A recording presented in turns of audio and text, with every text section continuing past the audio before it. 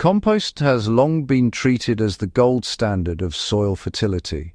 It's dark, crumbly, smells right, and looks finished. But when it comes to how long roots are actually fed, compost is often misunderstood. Fermented inputs behave very differently in soil. And once you understand why, it becomes clear why they can support root systems for far longer than fully finished compost ever does. Finished compost is stable by design. That stability is what makes it safe to apply around plants. Most of the easily available sugars, proteins, and simple compounds have already been consumed during the composting process. What remains is humus and mineral-bound nutrients that release slowly over time. This is excellent for building structure and improving water retention, but it means compost does very little to actively stimulate microbial activity once applied. Roots benefit from compost indirectly, not dynamically. The soil food web stays calm, steady, and slow. Fermented inputs arrive in soil at a very different stage.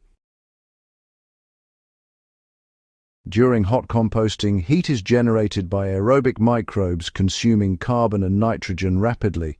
A significant portion of that energy is lost as heat and gas. Fermentation does not burn energy the same way.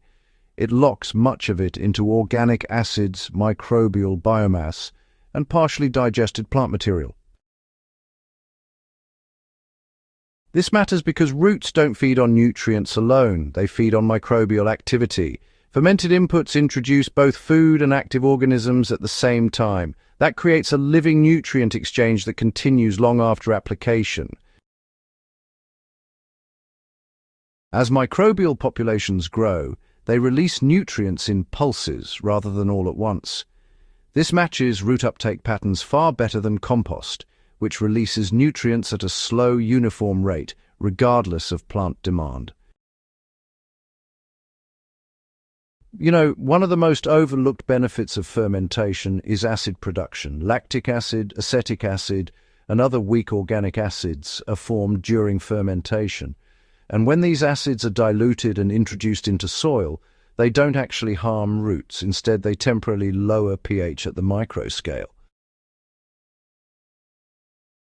Because fermented inputs are biologically active, nutrients are quickly immobilized into microbial bodies. This, in turn, prevents leaching, especially nitrogen loss.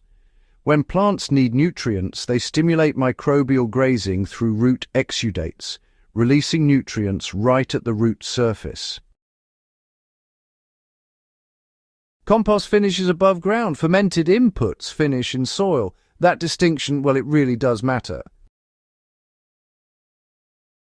As roots grow alongside this process, they don't receive a single dose. Instead, they receive a sequence of releases, all tied to biological activity and root demand. A small amount of fermented plant material buried about 8 inches deep can actually feed a bed for longer than a thick compost top dress. For example, 1 gallon of fermented plant slurry, diluted 10:1 with water and applied to soil every 3 weeks, often outperforms heavy compost additions in vegetable beds. Now, this is not an argument against compost. Compost builds soil, while fermentation feeds soil life. The most resilient gardens use both, Compost provides structure and long-term carbon storage, while fermented inputs offer energy, microbial stimulation, and extended root feeding. When gardeners rely on compost alone, the soil becomes stable but, a bit sluggish. But when fermented inputs are added thoughtfully, the soil really wakes up. That keeps nutrient cycling active deeper into the season and even into cooler soil temperatures,